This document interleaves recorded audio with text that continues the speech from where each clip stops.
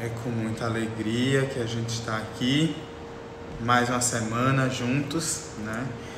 Nessa união de propósitos, mesmo com essa distância social necessária para o momento, né? Estávamos comentando agorinha, estamos no 5º encontro, né? Então, pela conta certinha, estamos fechando um mês, né? E que bom que a gente está podendo ter essa troca por aqui, né? De certa forma nos mantém um pouco mais ativos, né? Só esticar aqui para pegar um livro, para a gente ler uma mensagem agora inicial, para a gente ir se envolvendo, né? nessa vibração e para que a gente possa começar a nossa conversa de hoje, né? A gente reforça como sempre, podemos compartilhar, trocar informações. A gente vai estar acompanhando as mensagens, né, caso surjam, e a gente pode colocá-las aqui, certo? Livro Conduta Espírita, escrito por André Luiz, a psicografia do Valdo Vieira. Perante a oração,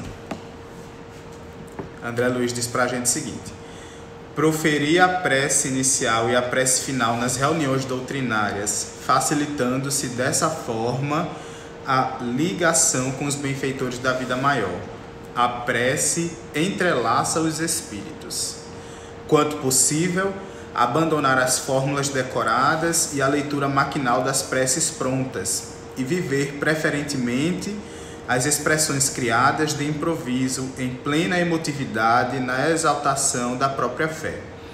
Há diferença fundamental entre orar e declamar. Abster-se de repetir em voz alta as preces que são proferidas por amigos outros nas reuniões doutrinárias. A oração, acima de tudo, é sentimento. Prevenir-se contra a afetação e o exibicionismo ao proferir essa ou aquela prece, adotando concisão e espontaneidade em todas elas, para que não se faça um veículo de intenções especiosas. Fervor d'alma, luz na prece. Durante os colóquios da fé, recordar todos aqueles a quem tenhamos melindrado ou ferido, ainda mesmo inconscientemente, rogando-lhes em silêncio e à distância o necessário perdão de nossas faltas. Os resultados da oração, quanto os resultados do amor, são ilimitados. Cancelar as solicitações incessantes de benefícios para si mesmo, centralizando o pensamento na intercessão em favor dos menos felizes. Quem ora em favor do outro, ajuda a si próprio. Controlar a modulação da voz nas preces públicas, para fugir à teatralidade e à convenção. O sentimento é tudo. E destaca André Luiz a passagem de Jesus, a fala de Jesus que está em Mateus, capítulo 26, versículo 4:1. Vigiai e orai para que não entreis em tentação. Mestre Jesus, queridos irmãos, companheiros da esfera espiritual da vida, somos agradecidos pelas oportunidades diárias de aprendizado que nos são dadas, pelas oportunidades que neste momento está sendo dada a cada um de nós desse convívio, mesmo que à distância, de propósitos, de ideais, de vibrações. Que possamos permanecer unidos, todos nós, firmes e certos de estarmos vivenciando as experiências necessárias para a evolução não só individual, mas e principalmente coletiva. E assim, sem sombra de dúvidas, conseguirmos seguir experienciando as vivências da maneira mais adequada para nós. Nos abençoa, amigo Jesus, nos envolve no teu infinito amor, hoje e sempre. Que assim seja.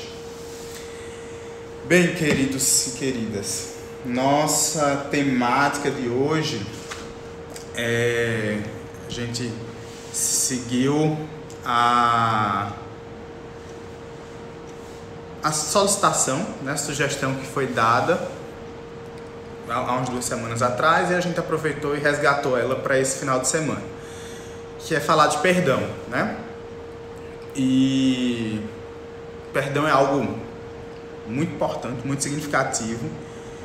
E a cada dia, né, enfim, mas nesses momentos em que a gente se vê, né, no ímpeto e na necessidade de renovar, de ressignificar, de reestruturar certas condutas, se torna mais forte ainda a necessidade da gente refletir sobre o perdão, né?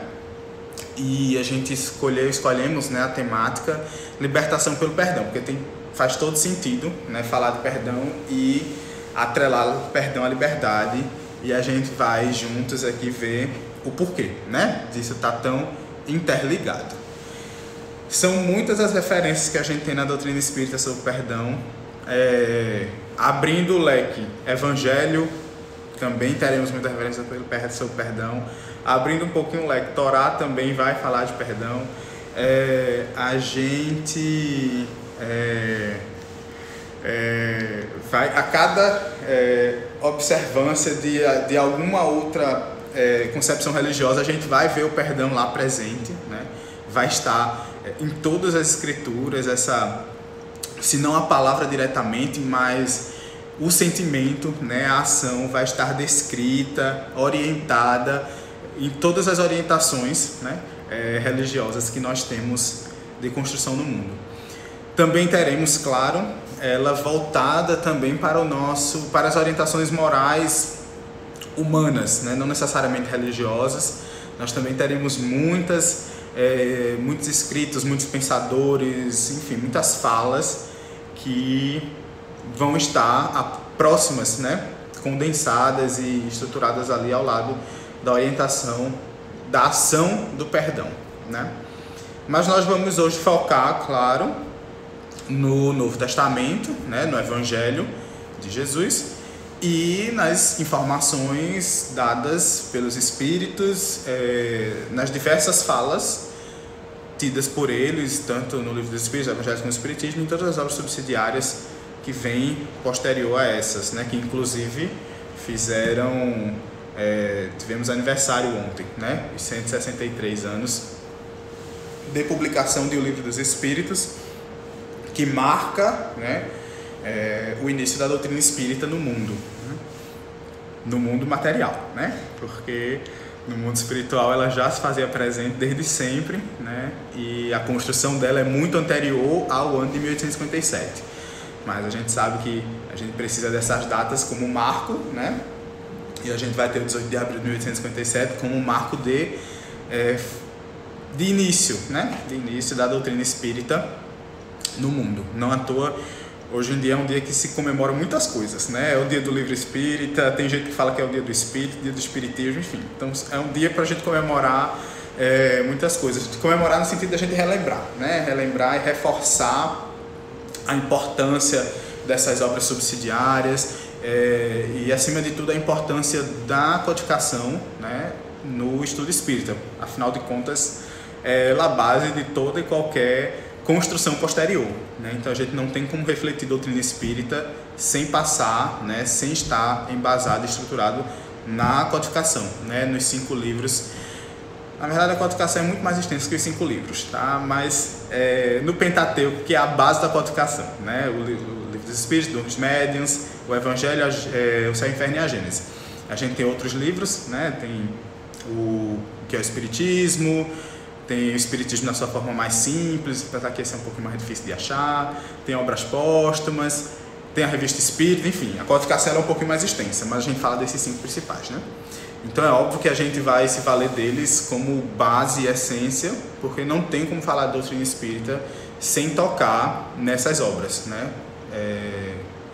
Até se a gente vai, por exemplo, Emmanuel criou uma série para estudar as obras da codificação. E Joana tem diversas obras que estudam as obras da codificação. E sempre a gente vai ver a referência, né, desses espíritos nas suas obras psicográficas, fazendo o link com as informações que a gente tem na codificação espírita, né, que realmente é o grande laço, né, que nos une realmente a essa doutrina tão maravilhosa.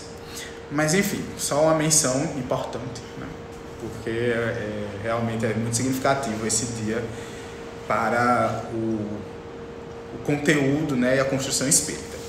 Mas enfim, vamos seguir falando de perdão, né?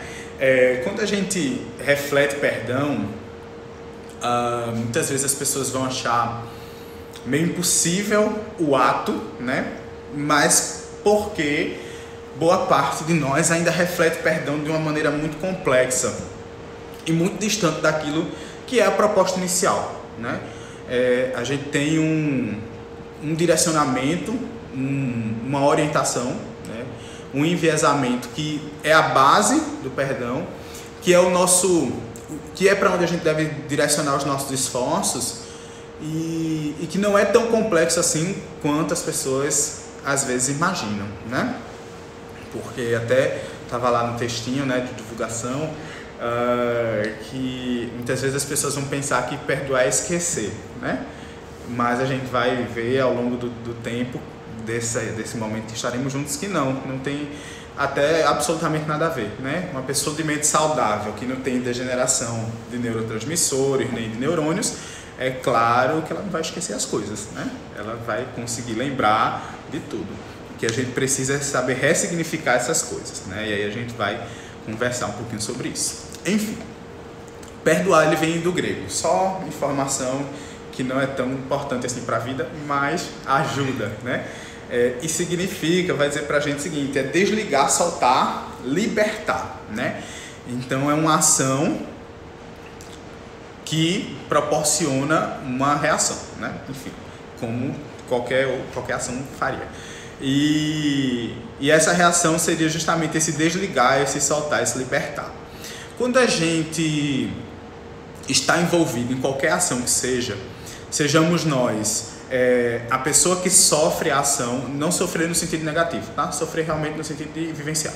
Sejamos nós a pessoa que sofre a ação, ou sejamos nós a pessoa agente da ação, né?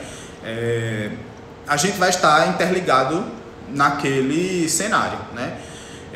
E aí quando a gente vai falar de situações complexas e que de certa forma causam dores, sejamos nós aqueles que estamos a impor um sofrimento em outra pessoa, ou sejamos nós aqueles que estamos recebendo alguma ação negativa que nos faz sofrer por alguma pessoa, de toda forma nós estaremos ligados àquela situação, né? A gente se torna partícipe daquele momento. E quando a gente vai caminhar após isso, principalmente quando nós estamos no lado daquele que sofre a ação, a gente costuma levar esse laço por muito tempo, né? A gente costuma sair da situação e só que sem sair dela, né? A gente fica com ela amarradinha no nosso coração, né? E a gente sai caminhando, levando aquela situação. Às vezes até as pessoas brincam, enfim, é uma brincadeira bem cotidiana, mas vamos embora.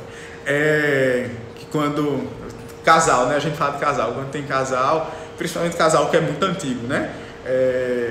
Dizem que numa briga de casal se desenterra, né, coisas que teoricamente estavam resolvidas, mas aí se aproveita o momento da briga, né? Naquela tentativa de alguém estar mais certo do que o outro, aí vai se desenterrando os erros do passado, né?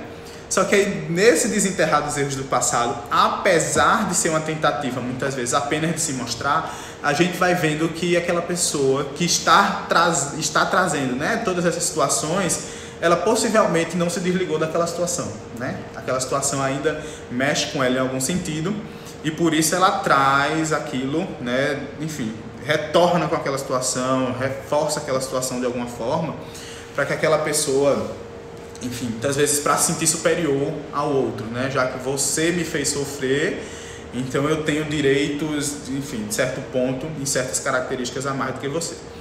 Então, quando a gente fala em perdão, a gente fala essencialmente de uma ação que ela permite que você, que perdoa, se liberte, né? Você quebre um nó. Eu gosto muito dessa analogia, né? Porque a gente quebra um nó porque é algo que de certa forma machuca, né? Porque o nó é algo muito apertado e muito difícil de se desfazer. Então, quando a gente está numa situação dessa, de sofrimento e tudo mais, e que a gente vai alimentando esse sofrimento, enfim, essa sensação perante o outro, esse sentir meio negativo porque o outro nos fez algo, a gente cria esse nó, né? E o nó ele vai nos machucando ao longo da vida, independente do tempo. A gente lembrar daquela situação, ela vai nos machucar, porque a gente está realmente muito amarrado àquela situação ainda. Mas quando a gente consegue, né, ter esse ato de perdoar, a gente quebra um nó e a gente cria um laço, né? A imagem do laço, pelo fato, inclusive, dele estar presente nos presentes, né? Ele é algo muito mais belo e muito mais sutil, porque para a gente desfazer um laço é muito mais fácil, né? Então, laço não é algo que aperta, é algo que agrega, né? E aí a gente consegue, quando a gente perdoa, de certa forma a gente cria um laço com aquela pessoa. E ao mesmo tempo, por mais que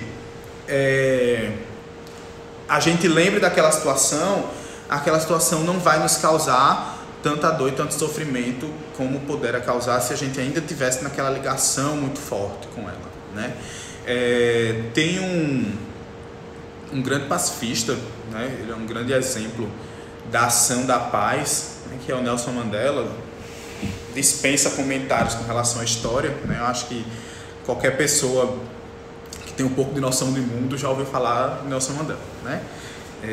Justamente pelo fato dele ser contemporâneo a muito de nós, né? Enfim, viveu até poucos anos atrás, então boa parte, nós que estamos encarnados, né? Nessa experiência encarnatória ouvimos do Nelson Mandela, né? E ele teve todo aquele período de enclausuramento, né? Aos 27 anos, por toda aquela questão do apartheid na África do Sul e tudo mais. E quando ele foi libertado, né? E aí, claro, as pessoas foram lá perguntar a ele como foi o momento, enfim. Foi questionado a ele se ele tinha raiva daqueles que prenderam ele, né? E aí ele diz o seguinte: não, de forma alguma, queria ultrapassar aqueles muros e ficar livre. Se a raiva permanecesse em mim, eu não estaria livre, mas sim escravizado por um sentimento mau, né? Ele é um bom exemplo, um ótimo exemplo, né, de como a gente deve estruturar a nossa existência, né? Porque ninguém mais do que ele sofreu naquela situação específica do apartheid, né? E ele vai ser um grande líder da África do Sul, né? Porque ele é eleito presidente logo depois que sai da prisão, um pouco tempo depois. E ele vai liderar o país numa perspectiva de união, né? E não numa perspectiva de separação. Porque para muitos, e inclusive ele próprio foi muito criticado pela parcela negra, por alguns negros da África do Sul, porque para eles, para algumas pessoas, o pensamento era o seguinte: os brancos nos colocaram sob um jugo, agora que nós estamos no poder, a gente tem que fazer o contrário, né? A gente tem que devolver esse sofrimento que a gente vivenciou.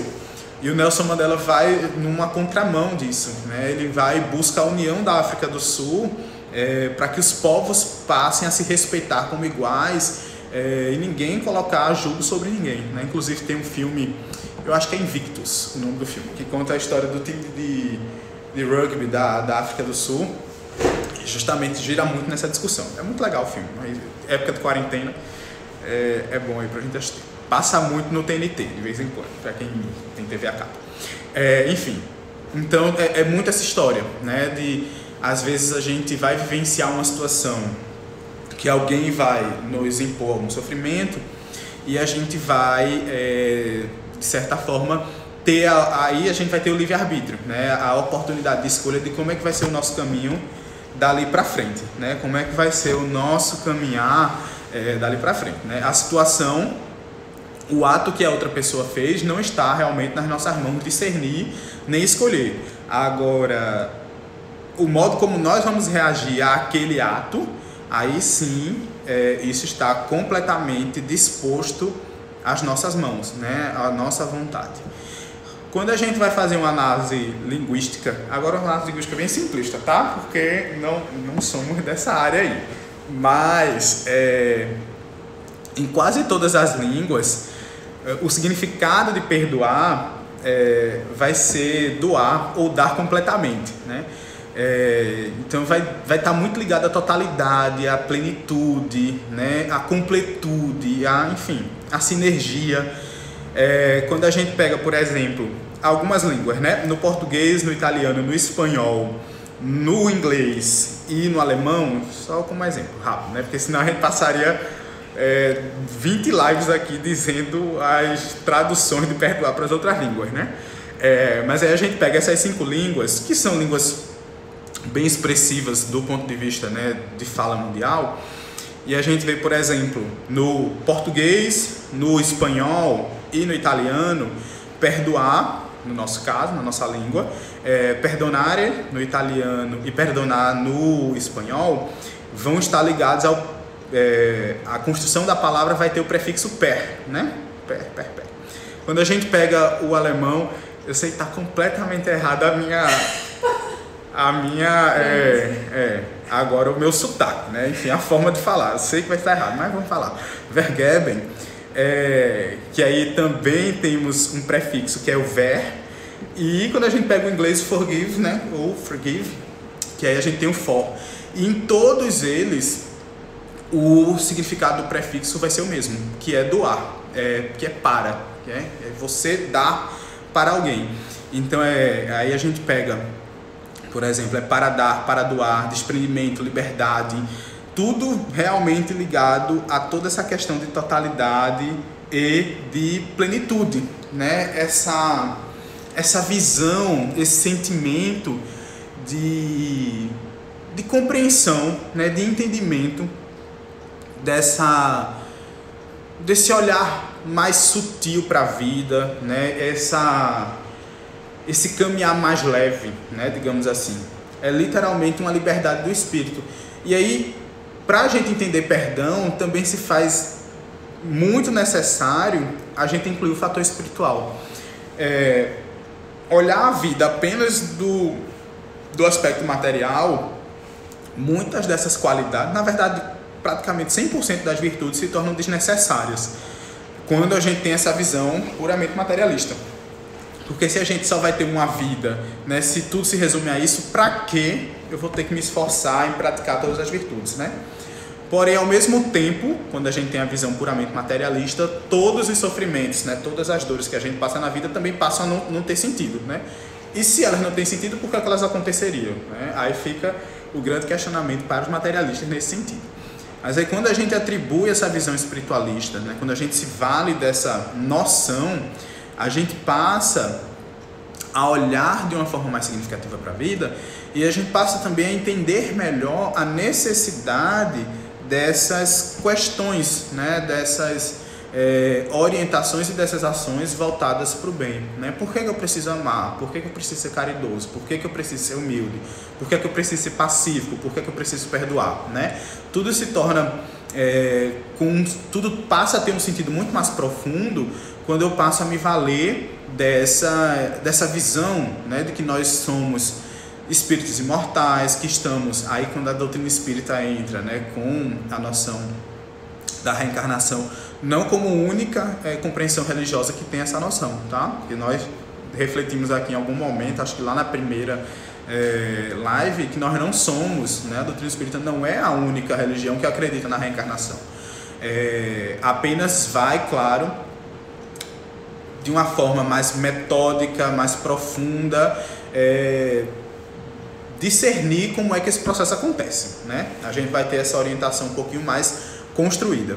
Mas aí quando a gente passa a ter essa noção, né, das sucessivas experiências, de que a gente está aqui numa transição, né, numa oportunidade de mudança, a gente passa a ter mais certeza, realmente, de que a gente precisa, né, se esforçar por praticar essas ações, né? Precisa ser algo de esforço nosso, diário, em a gente buscar amar, buscar perdoar, enfim. Justamente porque a gente tem esse sentimento e essa convicção de que nós estamos aqui numa das muitas experiências que nós teremos e que essas experiências nos servem para a evolução, né? E se nos servem para a evolução, elas buscam de nós, né, elas nos proporcionam sempre, né, o caminho e a necessidade da gente se reestruturar, né, da gente se ressignificar, da gente construir novos caminhos, e nesses novos caminhos a gente sempre vai buscando ser melhor, né? Porque se fosse para buscar ser pior, não tinha muito sentido essas coisas. E aí a gente vai conseguindo entender melhor o porquê é tão importante a gente se esforçar, né, por essas ações e o porquê de tantas falas direcionadas a elas, né?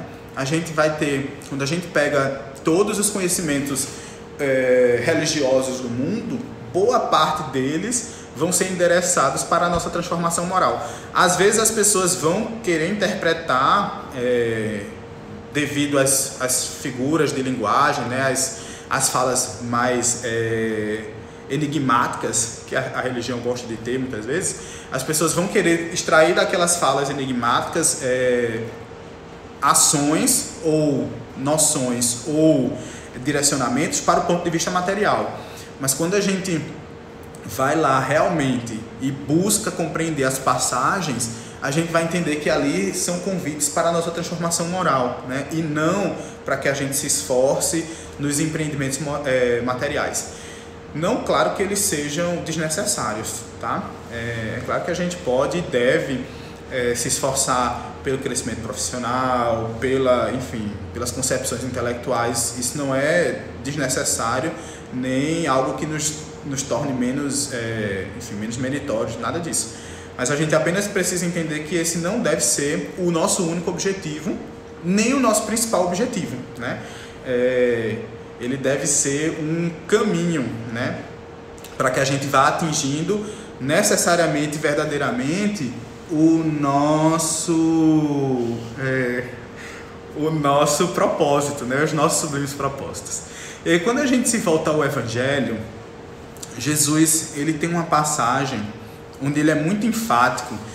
Essa é das passagens de Jesus mais significativas, não que tenha uma que vala mais do que outra, né? Porque as falas de Jesus são todas muito importantes, mas essa ela vai ter um apelo muito significativo por condensar em pouquíssimas frases praticamente todo o nosso código moral, né? Inclusive Gandhi disse que se tudo se perdesse, mas o Sermão do Monte ficasse, a humanidade não estaria perdida, né? Tamanha a dimensão e a profundidade da fala de Jesus nesses 3 capítulos, 5, 6 e 7 de Mateus, né? E no capítulo 5, logo no começo do Sermão do Monte, Jesus vai declamar as famosas bem-aventuranças, né? Realmente bem famosas. E no versículo 7, né, no capítulo 5, versículo 7, Jesus vai dizer o seguinte: bem-aventurados são os misericordiosos, porque estes alcançarão misericórdia. Essa é uma frase bem significativa. Todas as bem-aventuranças, elas são ações e Jesus apresenta as reações, né? Ele traz para a gente o ato, né? O esforço que a gente deve tecer, e logo em seguida ele traz uma reação para esse esforço, né? Uma reação bem direta para esse esforço. E aí, quando a gente pega essa frase, né? Bem-aventurados os misericordiosos, a ação direta é que eles obterão a misericórdia, né? E aí pode parecer que Jesus está propondo que o universo é um lugar de jogatina onde você dá e recebe de volta, né? Onde tudo onde tudo vai e volta na mesma proporção, né? A gente sabe que não é bem assim, que a gente pode e tem, né, o livre-arbítrio de dosar o nosso destino, mas mesmo assim, essa fala ela vai ser muito significativa, porque ela nos mostra o seguinte, né? Ela é bem pequenininha, mas ela tem um conhecimento muito profundo. Quando eu me esforço, né, por perdoar o meu irmão, né, por ter misericórdia daqueles que estão ao meu redor, e aí eu acho muito belo, realmente muito belo, a oportunidade que a doutrina espírita dá da gente entender certas coisas, né, e a gente conseguir olhar para o mundo, né, e para as questões, que se operam no mundo de maneira muito mais profunda. Quando a gente opera uma ação benéfica, automaticamente a gente se marca, né, a gente se reveste dessa ação benéfica. e aí naturalmente a gente também alcança ela, né? Não é realmente uma troca assim direta, eu dou e na mesma medida eu vou receber. Então, se eu perdoo 2 pessoas, eu vou receber perdão por 2 faltas. Não é assim, né? Mas é simplesmente essa visão, essa noção de que um ato benéfico, e aí não só a misericórdia, todos os outros, né? Mas como a gente está falando de perdão aqui, quando eu tenho de misericórdia para com um irmão, quando eu sei, né, me enternecer e significar, né, ressignificar na verdade o ato cometido, eu passo a me revestir desse mesmo sentimento. É aquilo, né? Quando a gente se esforça em dar para alguém, no primeiro momento a gente teve que pensar, a gente teve que sentir para depois agir, né? E aí, de toda forma, a gente se inundou daquele sentimento, a gente se inundou daquela ação, e aquela ação vai perdurar com a gente, né? Porque assim como um pensamento mau, ele segue conosco, um pensamento bom, ele também vai, né? Uma ação boa também vai. Tem até uma pesquisa científica que diz, né? É uma pesquisa científica sobre o perdão.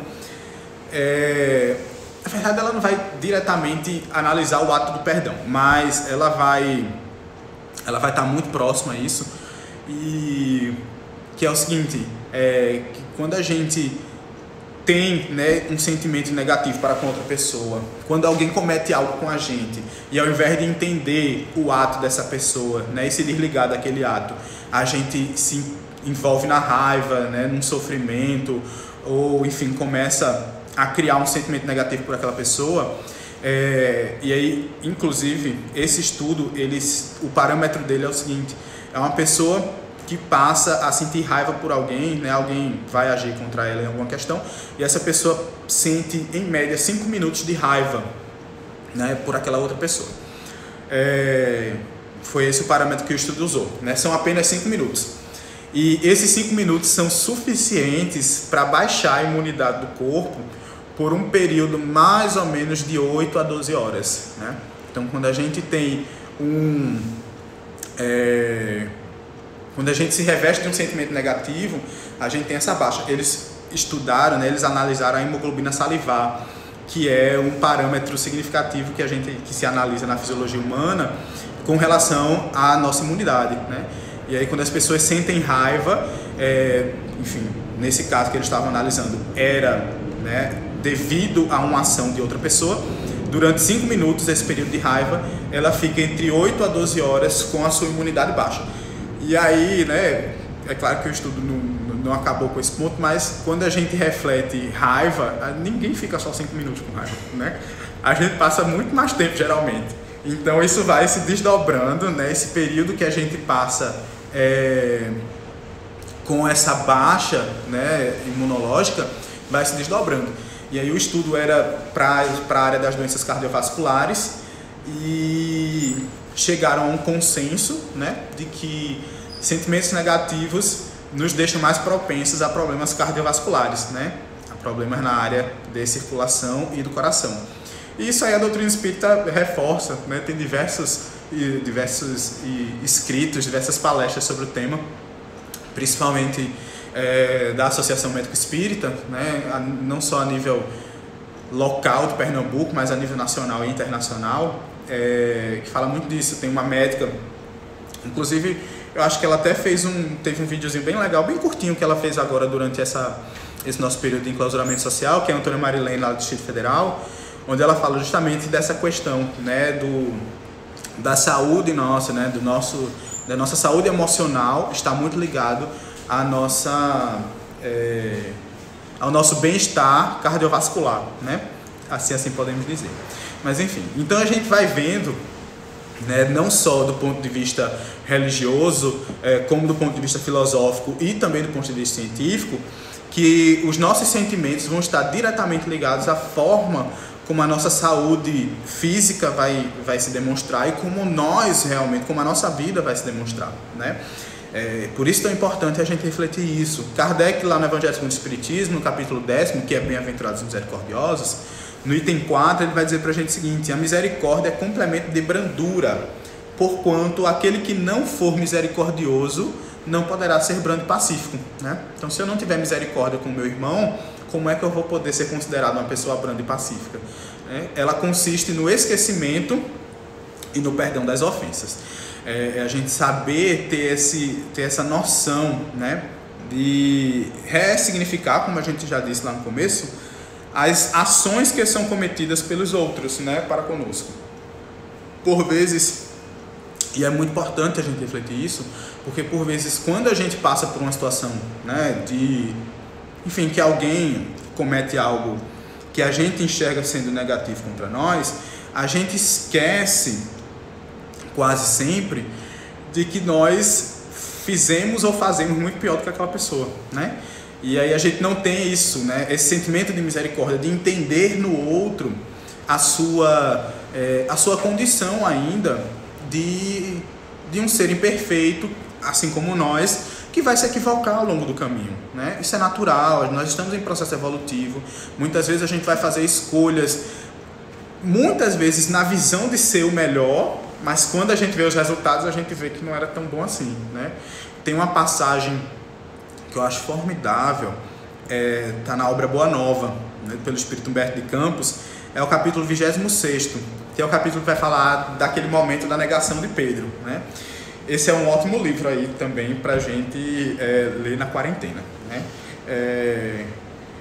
Porque ele é um livro super sentimental, que vai falar muito do período ali, né? Ele é todo voltado a atos, né, e situações envolvendo Jesus e as pessoas que estavam circundando ele.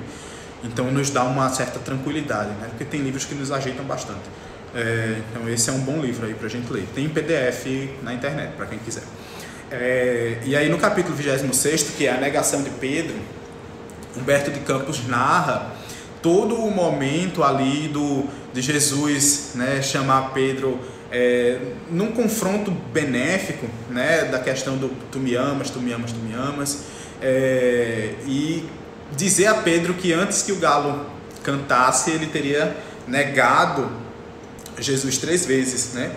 E Pedro, de certa forma, ele fica até meio angustiado com aquilo ali, não no sentido de temer a situação, mas angustiado no sentido de que Jesus não confiava nele, né? E ele reforça muitas vezes na fala, não só no livro de Humberto, mas no Evangelho também, ele fala, a mesma linha de raciocínio, de que ele nunca faria aquilo, né? Que ele estaria com Jesus até o último instante, né? Acompanharia Jesus em todos os momentos, em todas as situações.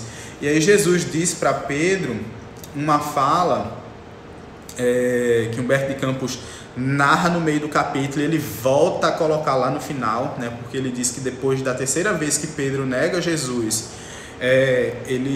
enfim, aí Humberto, como cronista, vai ter uma linguagem super profunda e poética, né? E aí ele diz que nesse momento, novamente, depois da terceira negação, ele vai relembrar a frase que Jesus houvera dito a ele, né?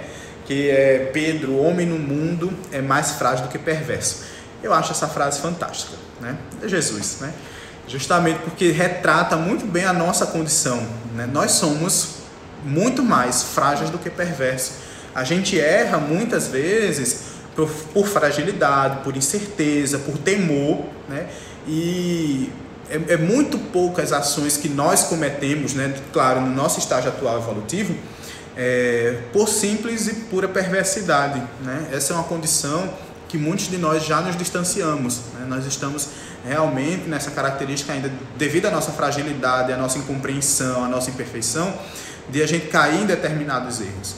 E aí, quando a gente entende isso, se torna um presente não só para nós, mas um presente para a nossa vida em sociedade, porque a gente passa a entender que, assim como eu, né? Assim como eu indivíduo, assim como nós, no indivíduo falando, o outro também é assim, né? E aí eu passo a entender melhor as ações, e perdoar se torna muito mais fácil, né?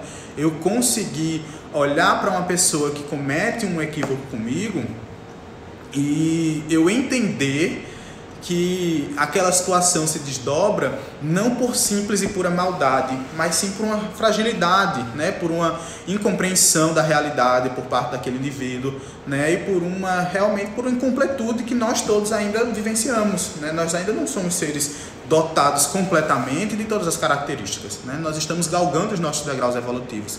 E nesse caminhar, a gente vai ter essas questões, né? Quando a gente vê lá a questão 886 do Livro dos Espíritos, que é uma questão muito significativa e muito famosa, onde Kardec pergunta aos espíritos qual seria o sentido da palavra caridade, tal qual, né, na pureza devida, como Jesus entendia.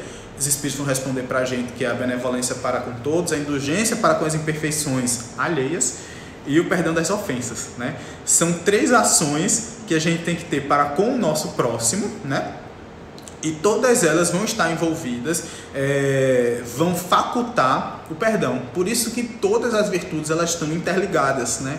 Quando eu estou agindo de uma forma, né? Quando eu estou sendo humilde, muitas vezes eu vou estar revestido de amor, vou estar praticando a caridade, vou estar cunhado no perdão. Tudo vai se envolvendo, tudo vai se entrelaçando. As virtudes têm essa característica, né, de estarem muito próximas. E aí quando a gente vê a caridade, né, pela definição dos espíritos, a gente vai ter a benevolência para com todos. Você tem que ser bom, né, se esforçar por ser bom para com todos os seus irmãos, independente da condição que ele se encontre, independente das características de seus atos, independente, né? Por isso que nós, em doutrina espírita, né, enquanto doutrina espírita, a gente vai ser contrário a tantas coisas, né? Por exemplo, a pena de morte, a gente vai ter a passagem do Evangelho da caridade para com os criminosos, porque a gente tem que entender, tem uma frase que eu ouvi de Rafael Lavarini, né, um palestrante bem legal, que é da área do direito, enfim, onde ele diz, né, Jesus, ele não ama o crime, mas ele ama os criminosos, né? E nós também temos que ser assim, amar o crime jamais, mas nunca deixar de se esforçar por dispor amor aos criminosos, né? Porque eles estão num estágio evolutivo de erro que muito possivelmente nós já passamos, né? Nós já estivemos lá, se ainda não estamos, né? Porque a oportunidade, ela faz muita coisa, né? Então hoje a gente pode estar tranquilamente sem errar, porque a nossa vida está disposta em oportunidades no bem, né? A gente esteja circundado por oportunidades e facilidades que nos proporcionam um caminho mais suave. Mas, né, se nós estivéssemos numa outra situação, como é que nós reagiríamos, né? A gente não sabe, a gente não pode ter esse poder de dizer, eu faria assim, eu faria assim, porque a gente ainda não alcançou esse estágio evolutivo de ter o controle pleno de nossas ações, justamente porque nós estamos evoluindo, né, cada um de nós, e às vezes, muitas vezes, a gente vai se dispor, né, às oportunidades, né, aos chamamentos, enfim, às situações que vão se operando. Então é importante a gente ter essa noção, né, de a gente ter essa benevolência para com todos indistintamente. E aí segue os Espíritos dizendo pra gente, né, indulgência para com as imperfeições alheias, né?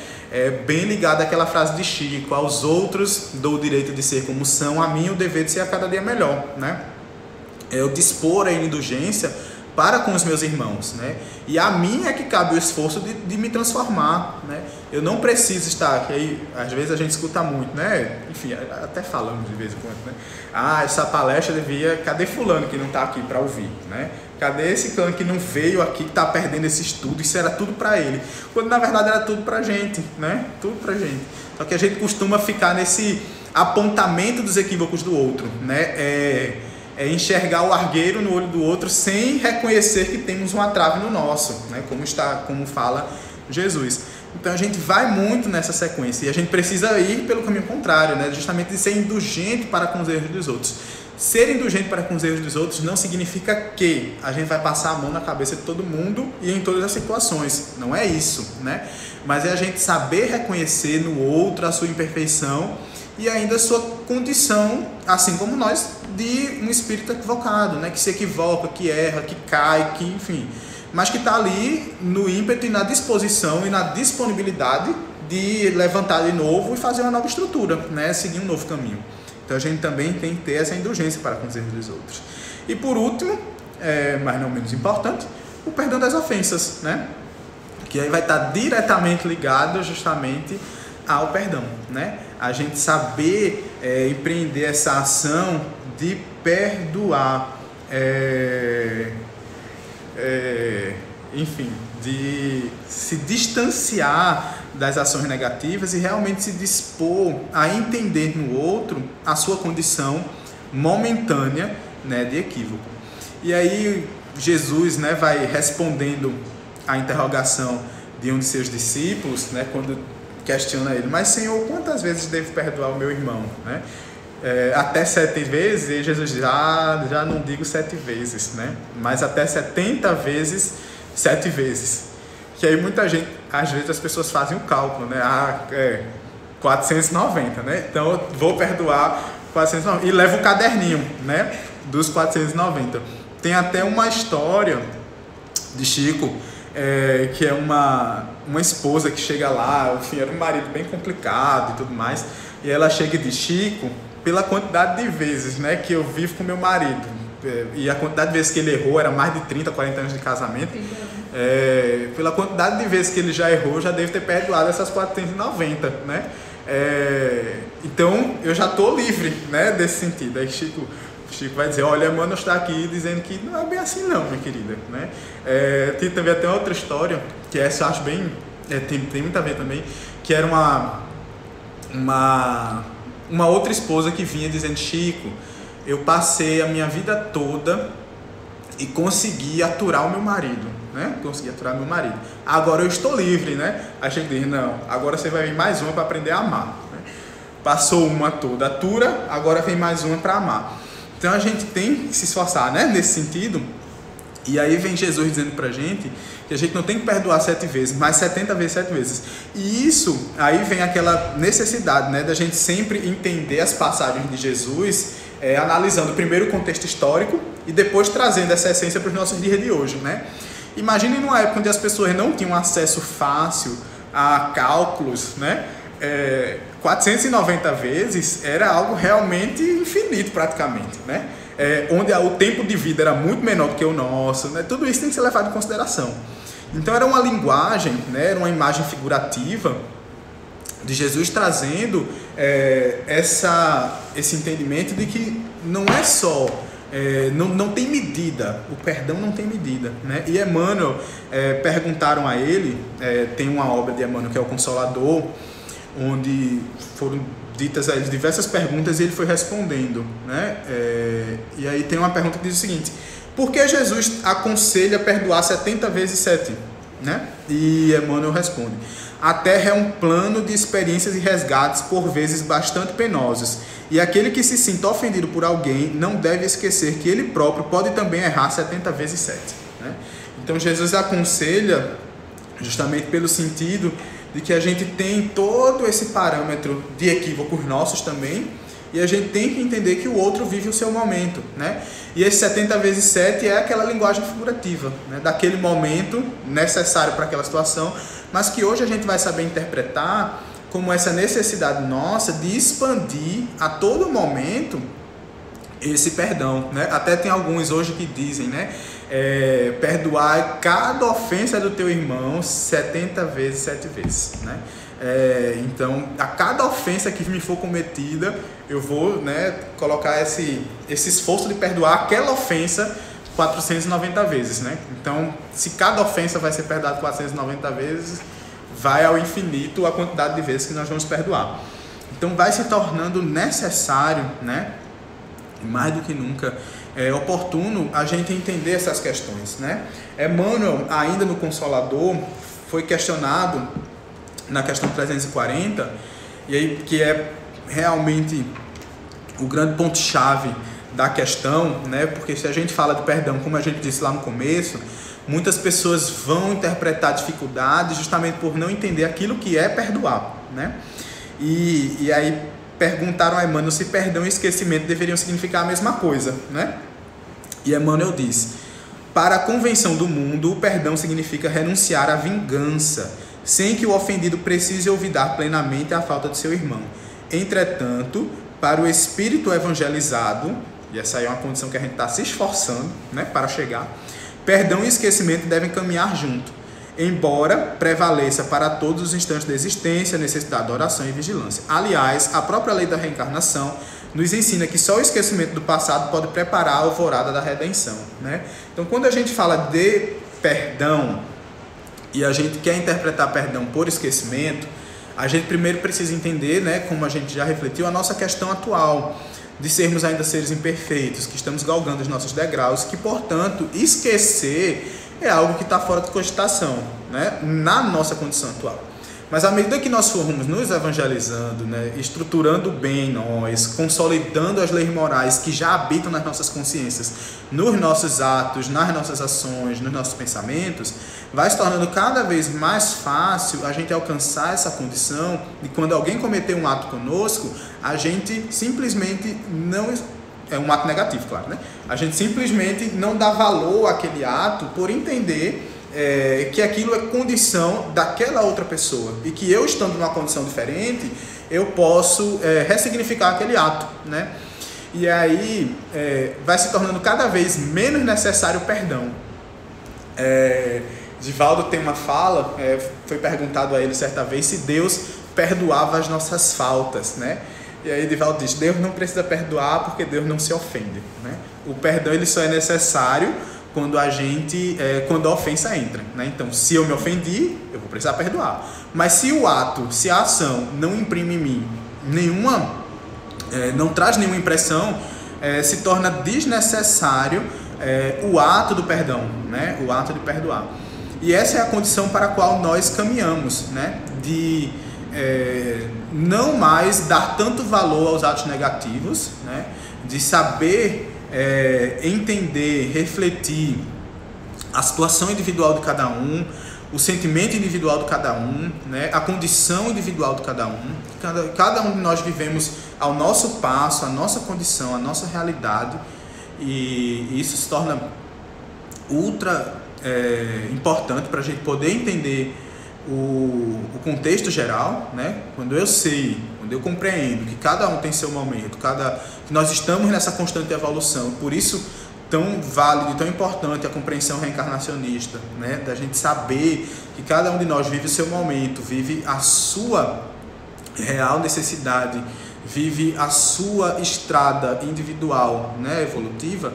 A gente passa a compreender melhor as ações e se torna muito mais fácil a gente praticar esses atos, né? A gente perdoar enquanto ainda nos ofendermos e um dia, né, chegarmos à condição de não mais nos ofendermos e, consequentemente, não mais precisarmos perdoar as pessoas, né?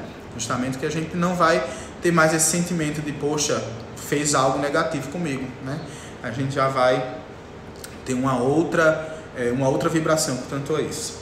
E para que a gente possa ir encerrando, porque já estamos faltando 4 minutos, tem uma mensagem de Joana que não vamos ler toda, porque é uma mensagem muito grande, mas fica aí para vocês, caso queiram buscar depois. A mensagem é Perdoar, está no livro Florações Evangélicas, psicografia de Divaldo, como toda a mensagem de Joana de Ângeles.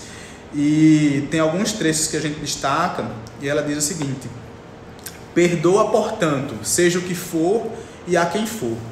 O perdão beneficia aquele que perdoa por proporcionar-lhe paz espiritual, equilíbrio emocional, lucidez mental. Felizes são os que possuem a fortuna do perdão, para a distender largamente sem parcimônia. O perdoado é alguém em débito. O que perdoou é espírito em lucro. Se revidas o mal, és igual ao ofensor. Se perdoas, estás em melhor condição.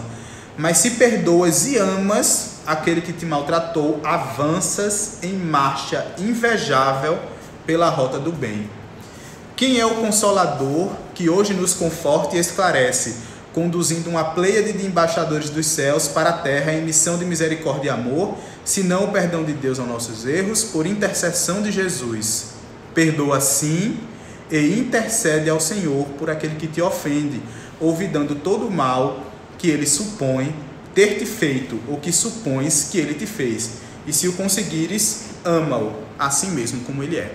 Então Joana traz para a gente, na sua maneira bem filosófica, essa profundidade, né, da importância que é perdoar. né? O perdão, ele beneficia não só aquele que é perdoado, mas e principalmente aquele que perdoou, né? Quando a gente perdoa, a gente se liberta de um ato, né? A gente quebra um nó e passa a buscar a construção de um laço, né, com aquela pessoa. E aí a gente tem, né, a grande proposta, nos esforçarmos por perdoar e, quem sabe um dia, que certamente chegará, né, à medida, claro, de cada um, amarmos, né, aqueles que nos fazem, de certa forma, alguma ação que nós consideramos equivocadas, né? É a grande proposta para a humanidade, né? Que para além de amarmos aqueles que nos amam, para além de amarmos os nossos inimigos, que passamos a amar os nossos, enfim, acho que eu falei inimigos já, né? Era amigos, desculpa. Que a gente passe, né, desse círculo de amar aqueles que nos amam, os nossos amigos, os nossos familiares, e a gente abra, né, esse cerne para amar os inimigos, né? Tem uma fala de Jesus que eu não vou lembrar bem onde está, eu acho que está no Sermão do Monte. Está no Sermão do Monte, acho que é o capítulo 6 de Mateus, onde ele diz, né, porque se amas apenas aquele que vos ama, o que é que estás fazendo de especial, né? Os fariseus, né, os publicanos não os fazem também. Então, essa é a nossa, esse deve ser o nosso esforço, né? Essa é a grande proposta para nós enquanto humanidade, que a gente esforce por sair desse círculo comum, né, de fazer aquilo que naturalmente nos é facilmente agradável, e a gente estenda as nossas ações para esse caminhar, né, e para esse agir realmente naquilo que hoje ainda nos deixa desagradável, né, ainda nos traz certas questões desagradáveis, mas que certamente quando a gente entender a dimensão, né, desse sentimento, vai ser essas as situações que vão nos deixar cada vez mais felizes, né? É se esforçar hoje e sempre por sermos a cada dia um pouquinho melhor do que fomos no ontem, né? E aí, quando a gente atingir essas condições, quando a gente se esforçar por essas condições, a gente vai se sentir tão livre, sem sombra de dúvidas, né? Afinal de contas, amar liberta, perdoar liberta, né? Seguir Jesus plenamente liberta, deixar as leis de Deus que habitam as nossas consciências, né, se tornarem visíveis, liberta, sem sombra de dúvidas. Então, meus amigos, que a gente possa, e amigas, né, que a gente possa estar envolvidos nessa proposta, né, nesse sentimento, e nos esforçarmos nesses dias que nós estamos vivendo, né, por transmitir a todas as pessoas, né,